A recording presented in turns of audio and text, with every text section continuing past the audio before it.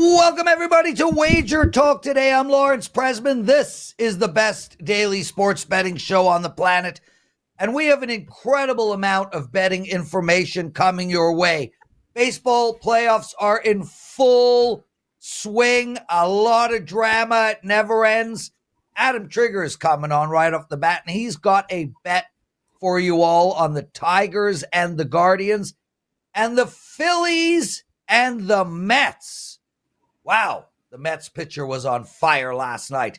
Kyle Anthony, he's got two bets for us in the UFC. And if you've never heard Kyle Anthony talk about the UFC, stay with us, guys. Kyle is absolutely freaking rolling in this sport. Came on last week, gave out nothing but winners, and he's got two UFC bets. We're going to end the show with Art DiCesare. We're going to go through what happened last week in the NFL and college football and where the money is coming this week, and who does he like in both sports? Teddy covers. What is your big game breakdown?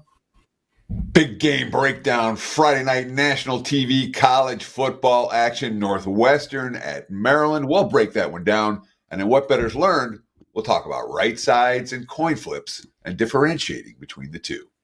Lawrence? Guys, I will have a daily presidential address. You people pick. What game do you want me to take apart in NFL? The game has to go on Sunday. It could be any one. Let me know which game you would like me to pick. Nice to see all you guys in the chat room. Natural 8, you must be thrilled. It is not Trash Talk Tuesday anymore. Adam Trigger joining us. And congratulations on an outstanding baseball playoffs, man. What have you won, 5 in a row? Yeah, 5 in a row coming into today. And that's across MLB and KBO. So 4 of them are MLB. I think I've hit both of my KBO playoff bets. So the playoffs in general, baseball-wise, are going great. But we'll be going for 6 in a row. Hopefully 7, actually. I added a play, and I'm going to give it out on this show, a 4%er. And then I've got a 5% play going tonight, Major League Baseball, that I love. And it's up on my page now, so you should check that out. I talk about people's fashion sense on a regular basis. I think that color is amazing, and it looks great on you. Okay, Tigers. Thanks, Prez. Guardians. Go ahead. Basically a pick 'em. Well, you don't need a blush, dude. I'm not that handsome. I'm an old, decrepit man.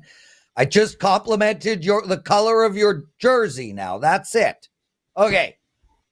Where are we going in this Tigers-Guardians game? Yeah, so 3 months ago, two or 3 months ago on First Pitch, we talked about the Guardians extensively. And I said, they couldn't get to the playoffs and trot out like Ben Lively, Carrasco, Logan Allen, Tristan McKenzie, guys that they had used for a lot of starts and guys that had accumulated a lot of wins during the regular season. And they're not doing that, but I don't really like the alternative here for them. And, I played against Matt Boyd in game 2. I got a win with the Tigers. I'm coming back with the Tigers in game 3. And I'll start with the pitching for the Guardians as one of the reasons why. So, Alex Cobb this will only be his 4th MLB appearance of the year. Just his 4th appearance in a big league game this season. He had hip surgery in the offseason. He had a nerve issue in his shoulder. And then he had a finger blister. So he hasn't stepped on a big league mound since September 1st. He hasn't pitched in the postseason since 2013. He's 37 years old. I mean, he's had some flashes of being good this year, but Prez, that's not a big enough sample size for me to think that he's going on the road here in a Tiger Stadium, first playoff game in 10 years. It's going to be a great atmosphere and getting a win. On the other side, I love AJ Hinch, and you're going to have a bullpen game here with the Tigers. I think they've gotten discounted in the market for that quite a bit, if you've looked at like what the numbers have been in the playoffs. But the best person in that Tigers dugout that's in uniform today, without a doubt, is AJ Hinch. And I think he gets, discredited a little bit for what happened in Houston. But this guy's the best manager in baseball right now, in my opinion. And I trust him to put his pitching together to set up the Tigers for a win here like he's done pretty much all season. So he's going to start with Keider Montero here. That's probably going to be, an opener type scenario. I don't think he's going particularly deep. I think Hinch likes the matchup at the top of the lineup for a right-handed pitcher. So maybe you see Montero for 1, maybe 2 innings. And then I expect it to be Herter, who's been really good. Left-handed pitcher. I expect him to pitch the bulk innings here. But the point I want to make, Prez, is Hinch just knows when to push the buttons. He knows that he handles this pitching staff as good as any manager that I've seen in Major League Baseball or in baseball at any level this year. And I just trust him to push the right buttons again here. So even though you've got this great Guardians bullpen at the back end of this game, I still think the Tigers could get something off of Cobb. And I just trust Hinch so much more. First playoff game in Detroit in 10 years. The atmosphere is going to be great. Tigers took up some of that momentum from game 2 with that big 3-run blast in the 9th inning. I think it carries over to a Tigers win here. So I got to ask you, Adam. I mean, the game's priced at pick'em, or near pick'em. When we talk about these two teams, they feel pretty even. Mm-hmm. Isn't it? I mean, this to me feels like the ultimate pick'em game, And the next one we're going to talk about is pretty similar. But how is this game not a coin? I mean, you talk about the edges for Detroit. Are they big enough that Detroit legitimately should be favored in this game? As in minus 125, minus 130, minus 140. Is this a line value equation here where Detroit should be chalk? I don't necessarily think they should be chalk, Teddy, but here's the way I look at it. If you're going to give me Detroit at minus 105 or wherever I played this game, and it's still there, minus 105, minus 108, maybe minus 110 places, I'm getting the home team, okay? Postseason, it matters. I think it matters in spots. I'm sure if you looked at long-term data, I don't know, if you look at the last 5 years, what it suggests, but I think the crowd might matter here. First playoff home game in 10 years for the Tigers. You're giving me the team that just sort of grabbed the momentum in game 2, but not only did they take the momentum, Teddy, they now know they can beat Emmanuel Clase, which is huge from a confidence standpoint. And knowing that if he comes into the game again, they just got to him last game. I really think that's important given how dominant Clase has been this season. And then it's just AJ Hinch. I thought there was one boss that operated at a different level in Detroit. I thought it was Johnny Detroit, but there's 2. The other one is AJ Hinch. Whoa. Guy is just on another level, managing his staff, and I think he gets it done for the Tigers today. Impressive, Adam Trigger. Johnny Detroit got in the middle of that analysis. So, Ad, let's turn our firstly, just totally off topic slightly. Who in baseball has decided to make these best of 3s, best of 5s? Do you know how much money you're leaving on the table not running best of 7s? What is wrong with you people? Seriously, this is not rocket science. The NBA does it. The NHL does it. The money is in the playoffs, Major League Baseball. And not only that, but there's no extra salary to the players in the playoffs. Why are you shortening the playoffs, you idiots? Okay. Let's get into the Phillies and the Mets. Must-win game. If you want to know the answer to that question, no, let's not leave it there. The reason that they're shortening the playoffs, they've actually expanded the playoffs significantly over the last 2 decades, giving more rounds. But you have a 162-game season, all right, which That's MLB stupid. has not been willing to reduce, which means the postseason doesn't start till October, and you can't schedule playoff games for mid-November. So you got a window. And that's where they're fitting all the playoff series into is the window called October. So there's your answer. I get it. Adam, let's talk about the next game, Mets-Phillies. Oh, so I can't respond right now, to look you? at the WagerTalk free live odds screen. Mets have taken a little bit of money this morning, minus 115 currently at most books. I'm even seeing minus 120s out there. Total 7.5, juice to the under. How do you break down Philadelphia and New York? East Coast battle. Crucial Game 3 showdown. So, Teddy, I want to start with something you said in the last breakdown because I think it really is important to point out. These do feel like sort of coin flip type series. When you're talking divisional rivals, divisional opponents, Guardians, Tigers, Phillies, Phillies, Mets, Dodgers, Padres. There's so much familiarity here that it does feel like a coin flip at times in terms of the matchup. Whereas I found that enough to get me to the window with the Tigers, I'm sort of just leaning to the Phillies here for 2 reasons. One, I'd be willing to oppose some of that Mets money and take a plus price if I was forced to bet this game. But two, I think there might be a little hidden value with the Phillies and how they're gonna approach this game. So Rob Thompson, Phillies manager, after Game 3, said everyone is available, which is not an uncommon statement from a manager going into an elimination game. Basically, what he's telling you is it's all hands on deck. We don't win tomorrow, the season is over. But what that means, I think, for the Phillies here is that it's going to be Ranger Suarez to start and maybe Christopher Sanchez after him, which I don't hate. That adds a little bit of value, in my opinion, to the Phillies.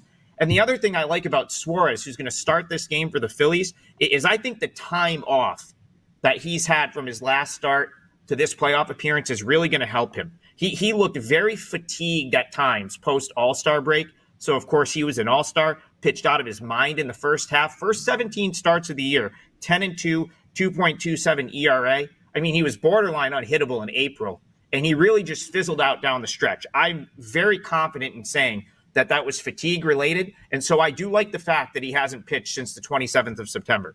Against the Mets this year, he's got a 2.30 ERA in 3 starts. So I like that as well. And again, you're talking about very, very minor edges in a very close matchup in a coin flip type game. Those things matter, especially when the market's going to push this thing one way. And now you can get a plus price on the Phillies, who, I still think they're the better of these two teams, even with the Mets' recent success. The other thing I like about the Phillies here, I think I'm selling Jose Quintana at his absolute peak. Last 7 starts, he's got a 0.64 ERA. I don't see how that could possibly get any better. He's been awesome, but again, like at some point, we've seen Quintana for years and years. He's probably going to trend in the other direction, and I just think that this is getting priced with him at his absolute peak here. What I'll be waiting to see for in this game is what Thompson does in his lineup.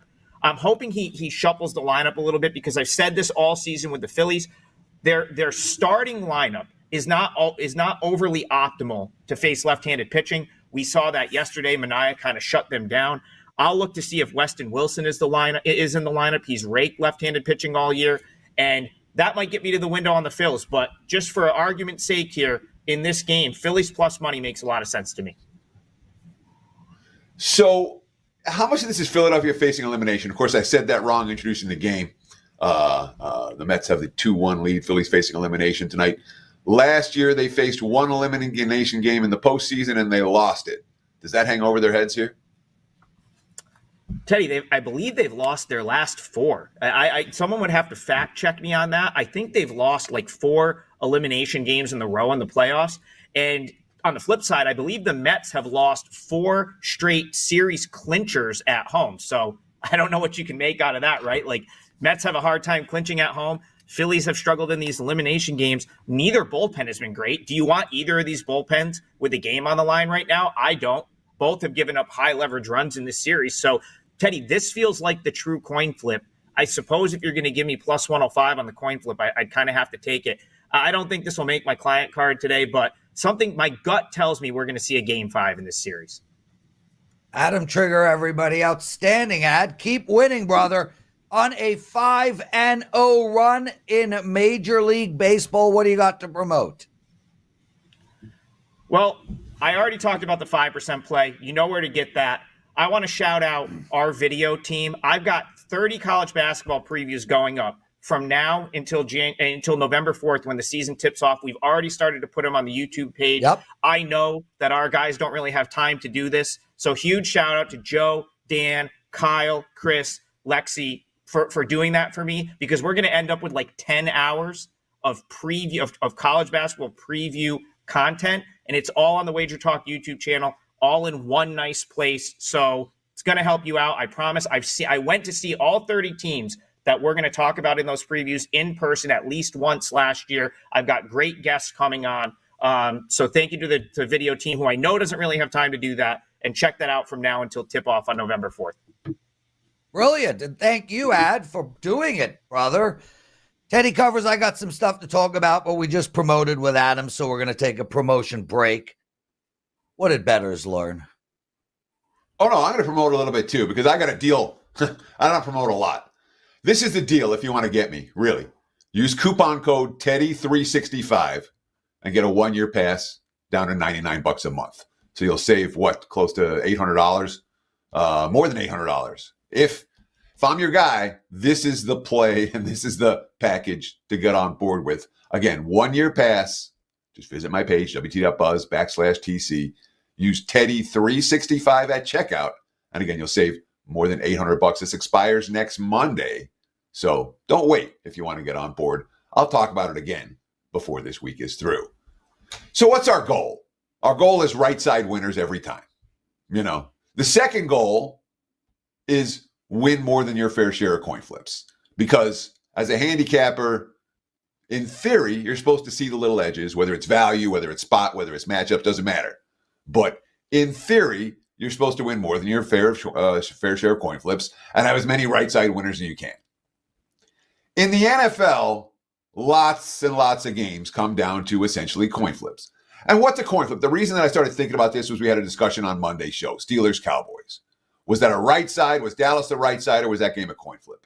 And the Cowboys won the box score. They gained more yards than Pittsburgh. They had more first downs, all of that stuff. But they failed in the red zone. They made mistakes, and or the Steelers forced mistakes with their defense.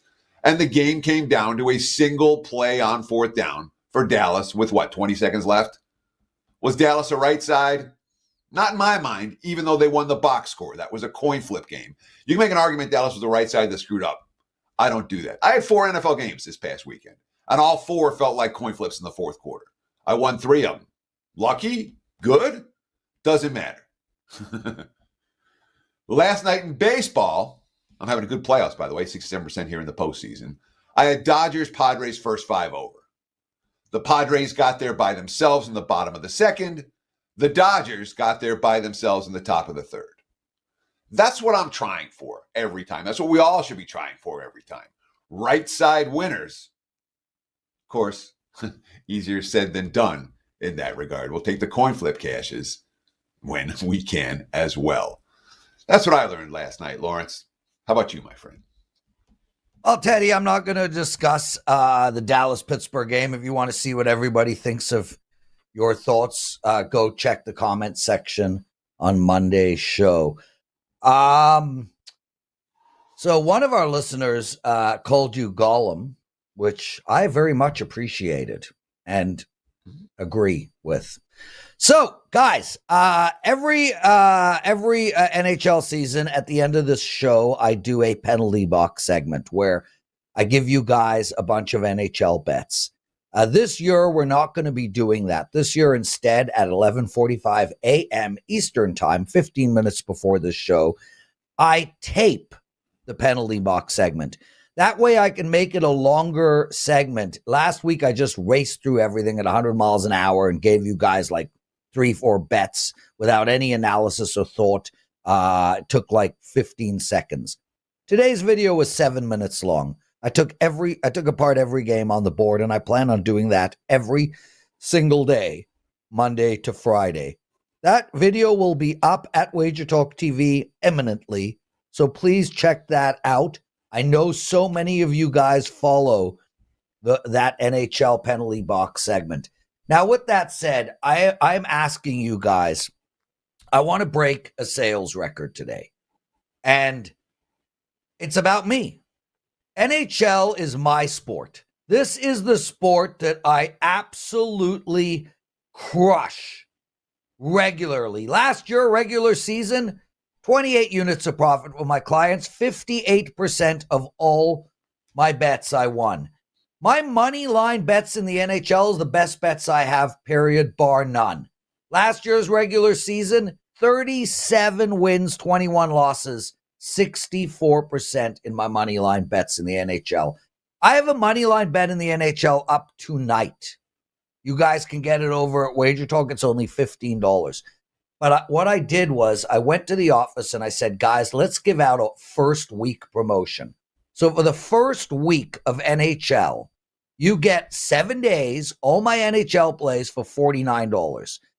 I am asking, begging, pleading, and imploring you guys to pull out $49, buy that package.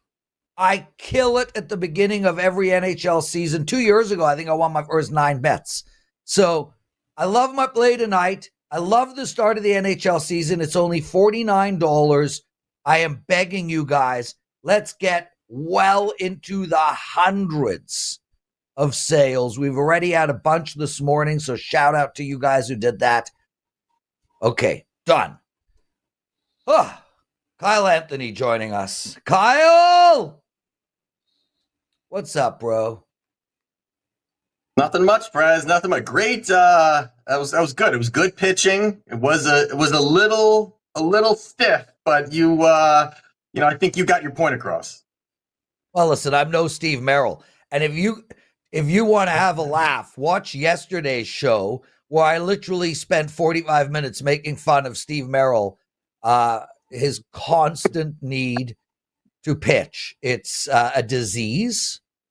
But it's one that I hope he doesn't cure. Anyway, UFC, my brother, this is your sport. You're killing it in this sport. We'll talk about that a little later. Let's get straight into it. We got Taira against Royval. You like a plus 205 dog here. Tell us why.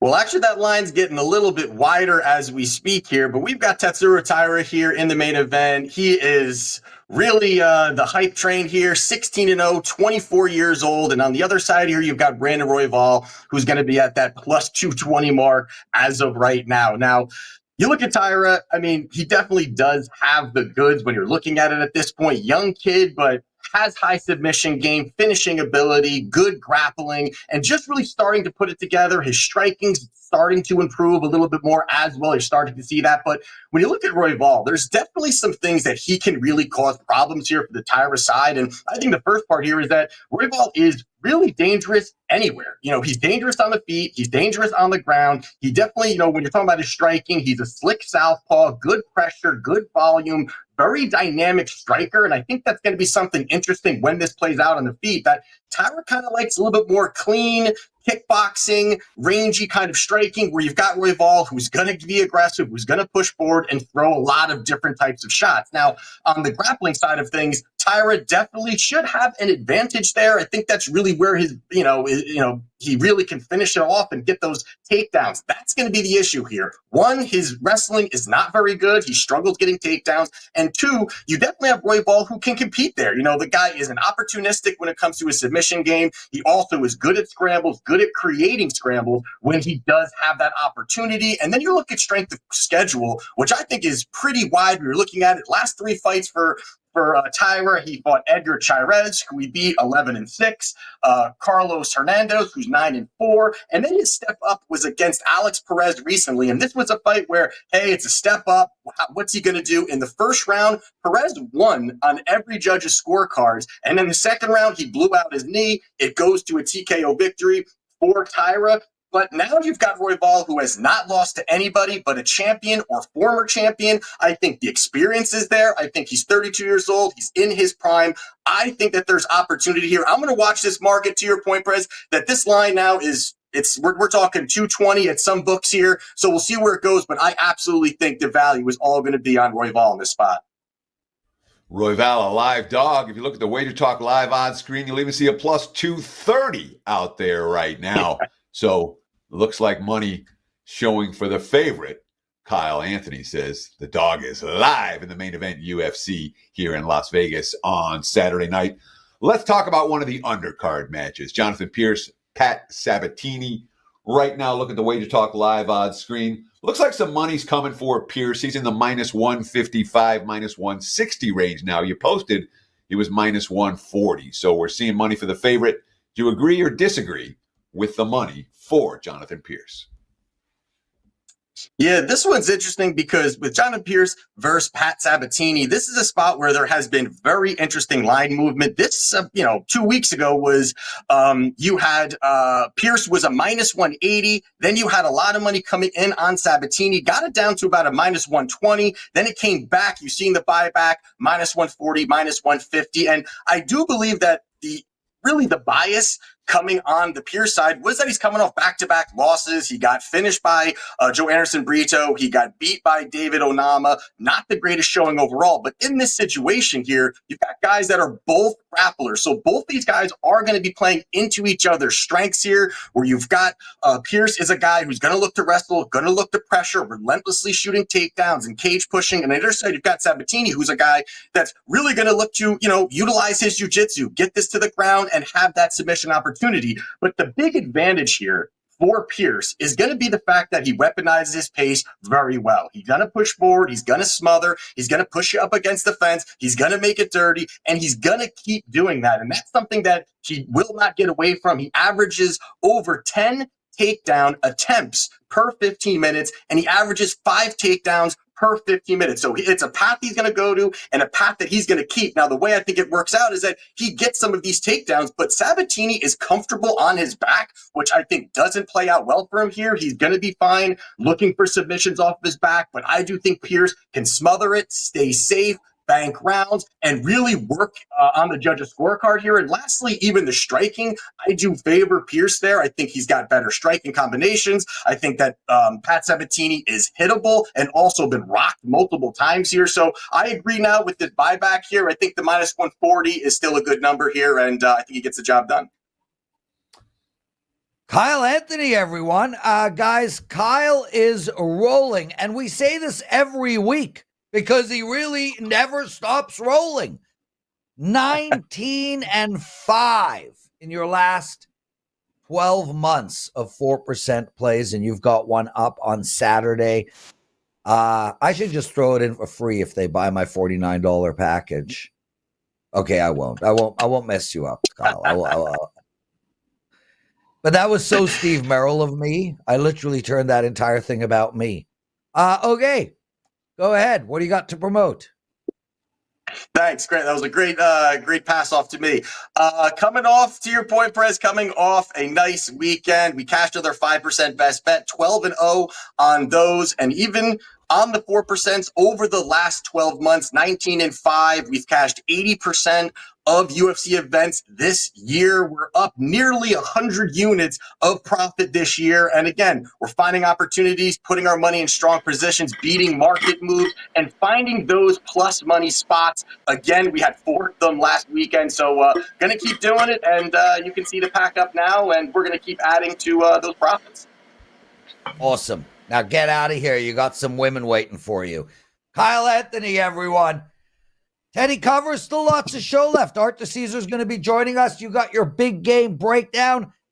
I have my daily presidential address. And guys, what NFL game do you want me to talk about? We know what you're going to talk about, Theodore. Let's go. Big game breakdown. And it's a weird game on Fox this Friday night because both teams are coming off losses to the same opponent. That doesn't happen every day. Maryland minus 10, total 46.5 against Northwestern.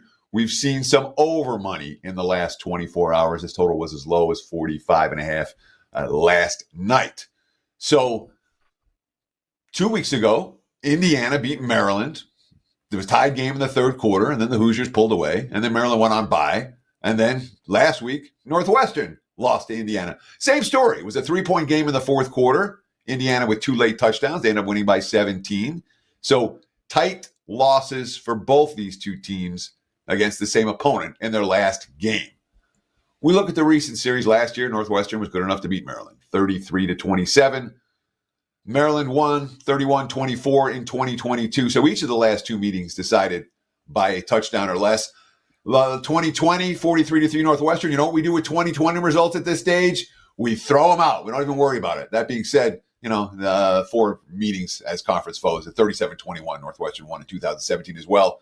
Who cares? Not worried about that. Bottom line is Maryland has not beaten Northwestern in any of these games by more than a touchdown.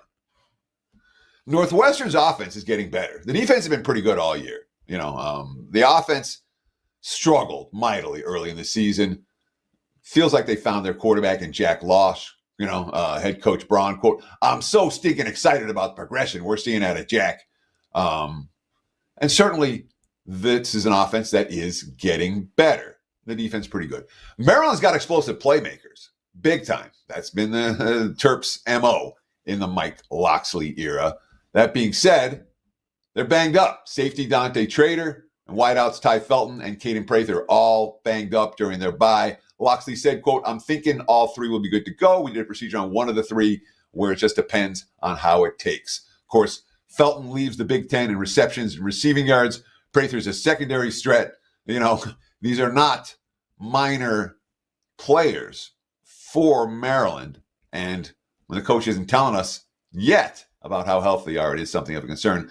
That being said, I do not trust Locksley to cover this game in this point spread range. Relatively low total tells us the markets don't think Maryland's offense is going to go off in this game.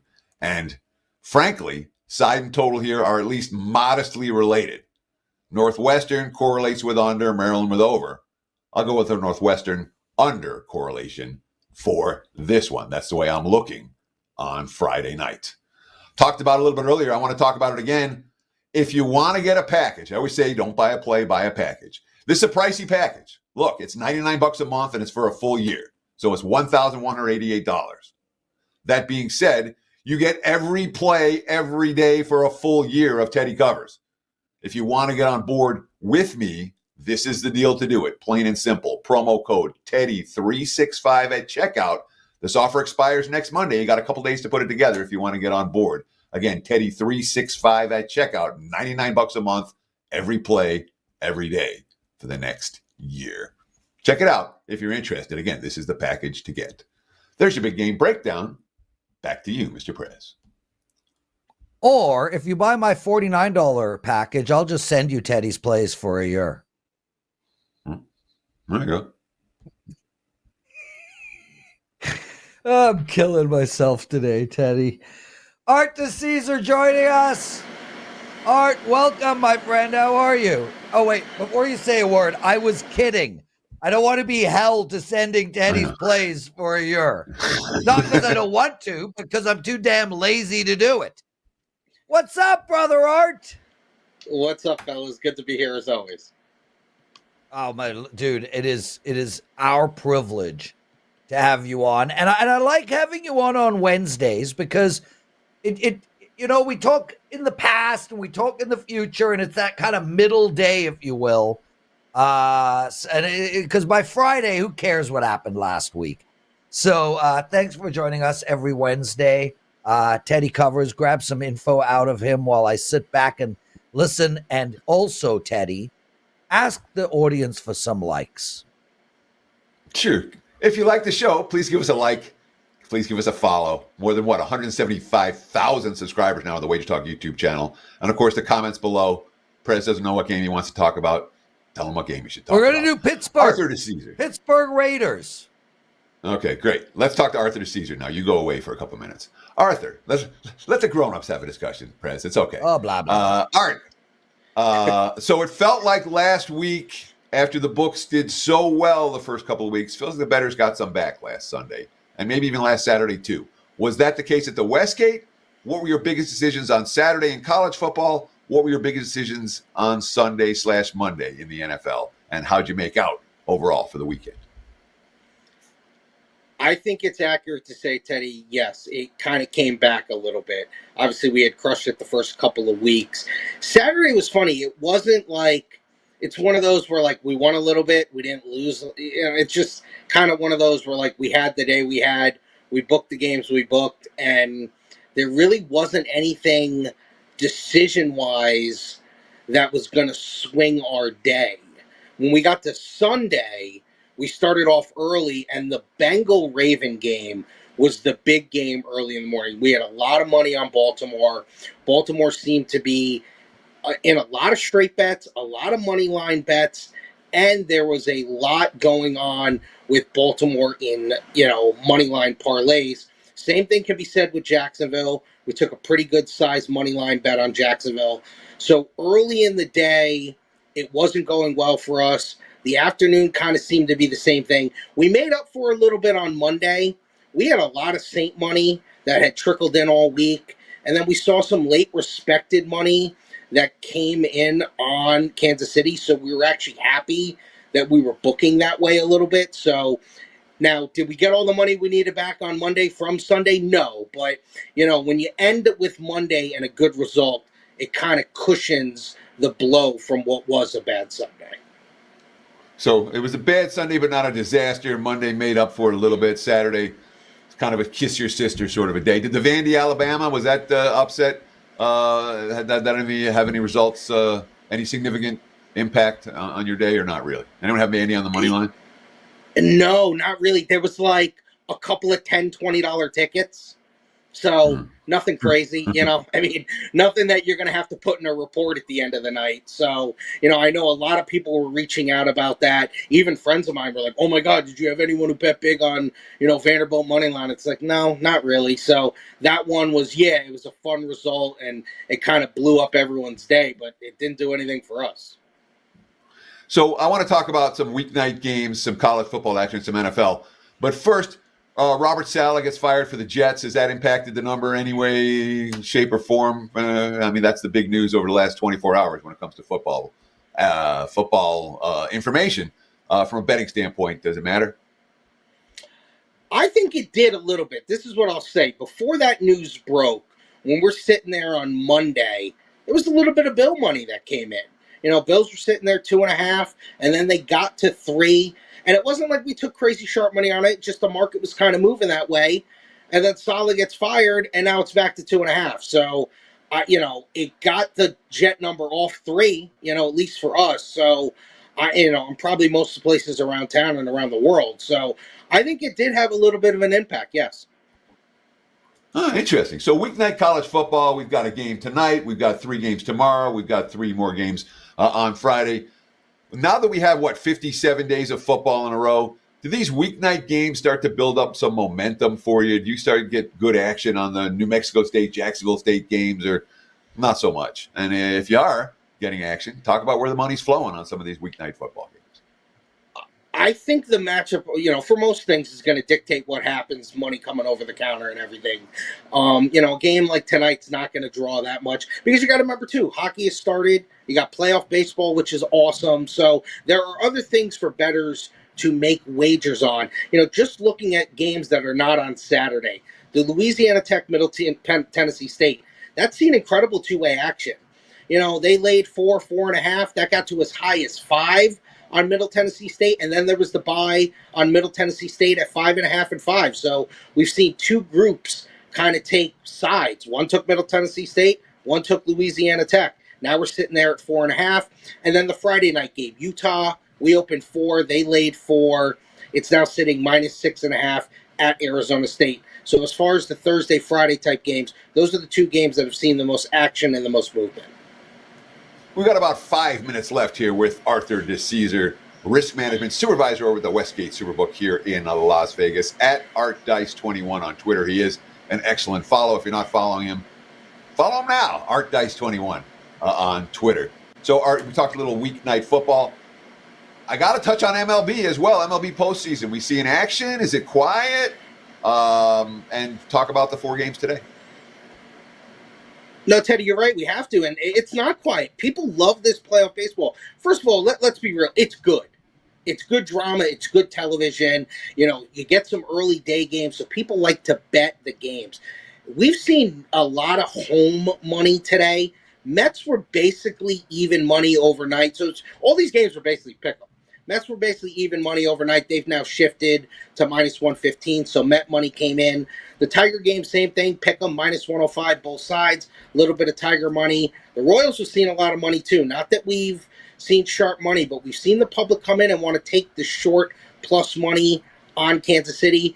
And the Padres, who are the biggest favorite on the board, sitting, -130, -135 have seen money as well. So all the home teams have taken money, and I would say the team that has taken the most money out of the 4 is the New York Mets. Art DiCesare joining us. Art, in the immortal words of the great Teddy Covers, who do the pros like? Who do the Joes like? Who do you like in NFL this week?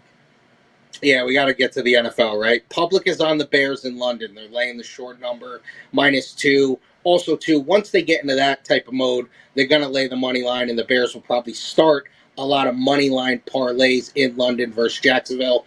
Another team that's going to be in all the money lines and all the teasers is the Eagles. If we could ever get the Browns to win that game, it'd be huge for us because the Browns have looked so putrid that now the public is jumping on going against them. So Bears and Eagles, big public sides this week. Get to the sharp sides. They laid 2.5 with the Chargers at Denver. It's now 3. They took the under in the Steelers-Raiders, 37.5, now 36.5. I feel that would even probably tick a little bit lower. I could see 36, maybe 35.5. They also took the over in the London game, 43, now 45. And they're back to, or not that they're back because they took Carolina all year, but the Sharps have turned on Carolina. They're not going against Carolina.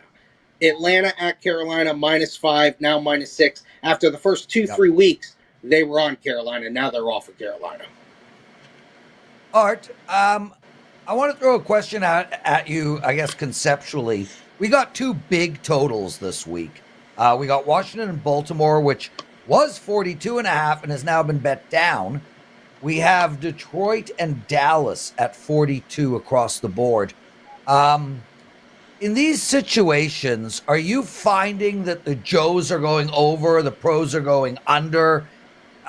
Or is it vice versa? Like, what happens with these big totals normally? Big totals normally, and we've talked about this probably for years, since I've been coming on, there is going to be a resistance number. And once the Sharps find the number that's too high, they're going to take the under. They always say they don't bet teams, they don't bet spots, they bet numbers.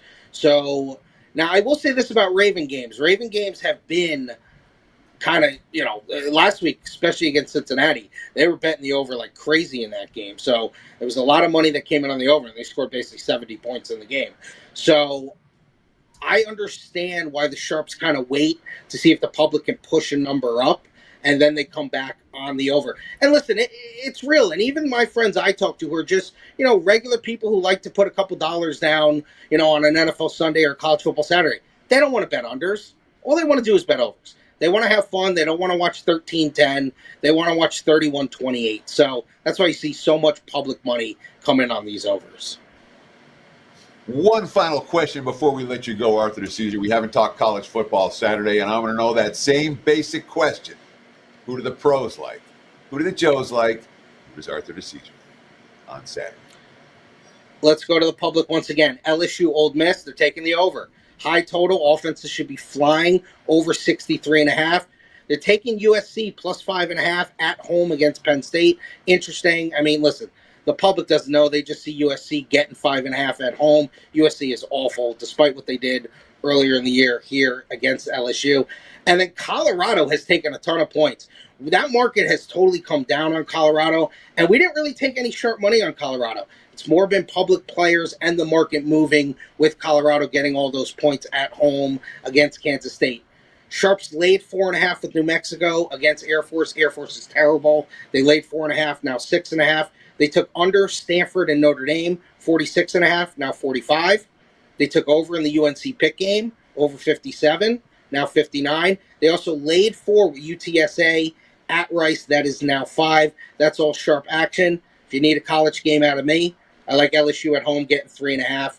I think they're better than Ole Miss. I think Ole Miss is kind of a fraud. I like getting the points at home. Boom! Art DiCesare. Done. In the bag. What do you got to promote, my friend? The WestGate guys, come down, check us out. Plenty going on. We'll have our NBA wins total contest switches up. NBA season, preseason's already started, so that's right around the corner. And then listen, I wasn't on last Saturday. I know a lot of people reached out, but I'll be on every Saturday moving forward. Last call with Kelly, doing all the college football stuff. Just kind of had a scheduling thing last week, but moving forward, I'll be doing all that stuff with Kelly an hour before kickoff for college football, so you get up to date, kind of information on where the money's flowing in and kind of what the numbers are doing early on a Saturday morning. There we go, Art DiCesare. Teddy covers. What do we do now? You say thank you, Art. Have a great day. Thanks for joining us. We say goodbye to our audience. Thank you for watching WagerTalk Today. We'll do it again tomorrow. Same time, same channel. 9 a.m. here on the left coast, noon for you back east. Between now and then, enjoy the games and best of luck with your bets. Stay tuned right now for Lawrence's presidential address. It's time for your daily presidential address, and voted by the group that watched WagerTalk Today, we're going to talk about Pittsburgh against the Raiders. Before we get into that, I just want to shout out everybody who bets NHL. Guys, for the first week of the NHL season, I got a promo up. You get 7 days of all my NHL plays for only $49. That is a steal. It's a deal. Take advantage of it. It's going to be a wonderful week. Okay, Pittsburgh, -3 against the Raiders. Now, I'm mad at myself for not taking the under Sunday night against Dallas with Pittsburgh, and we're not going to make that mistake again. I'm going to look to take the under in every single Steeler game all year long, except this one. Although I do like the under here, I actually prefer a side. Let's get into it. Again, against an injury-riddled Cowboy D unit who has shown itself to be, well, pretty damn bad, Fields was back to his Chicago days, going 14 for 25, putting up 138 yards. And yes, although he did have 2 touchdowns, Fields stinks. Pickens, who is supposedly always open, he had 2 catches for 29 yards. Way to go, Arthur Smith. Excellent game plan. Even though Pittsburgh D caused 3 turnovers against Dallas, they allowed a 60% third down conversion rate. That's horrible. The week before against Indy, 53% third down conversion rate. With that said, the Raiders are not Indy or Dallas, but we're still getting 3 points at home in a game that the Raiders, I think, can win outright. I know the Raiders have issues. I get it. They just got beaten bad by the Broncos, but this team has put up 18, 20, 22, and 26 points in their last 4 games. And most importantly, and hugely key in this handicap, Antonio Pierce doesn't lose back-to-back games. They started the season losing to the Chargers, then they beat Baltimore. They then lost to Carolina, whooped Cleveland. Now they lost to the Broncos. I think they beat Pittsburgh. Now, I want to bet the under here, but I'm worried about how bad this Raiders defense is. Although I don't think Pittsburgh can take advantage of that, we could see a 24-20 type of game. What are we going to do? We're going to take the home dog, hold our breath, and make sure that we pray for no turnovers. I think Vegas wins this game outright. I'm getting 3 points. I'm getting them at home. That's where we're going. We're taking Las Vegas plus the 3. Guys, the NFL presidential address is up at WagerTalk TV. Every game on the board, I take apart. Thank you for watching. We'll see you tomorrow.